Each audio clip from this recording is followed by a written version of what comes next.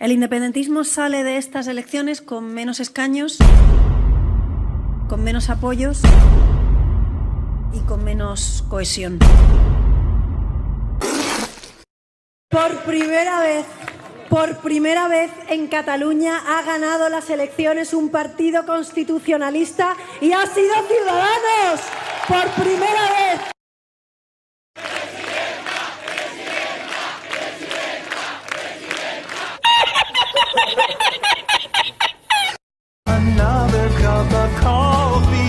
Si hemos ganado las elecciones es gracias a 1.100.000 catalanes que han sido valientes, han cogido su papeleta naranja y hoy son partícipes de la victoria de Ciutadans en Cataluña. Gracias.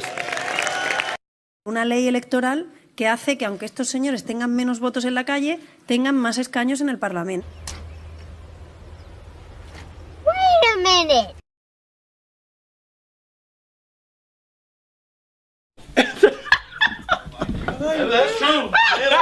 Si tuviéramos una ley electoral justa, hoy habría pues una opción realista de hacer un gobierno no independentista. Nosotros durante el año no gastamos en cafés, en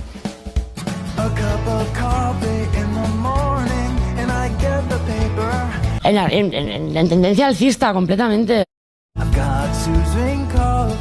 Catalunya, hem guanyat les eleccions al Parlament de Catalunya!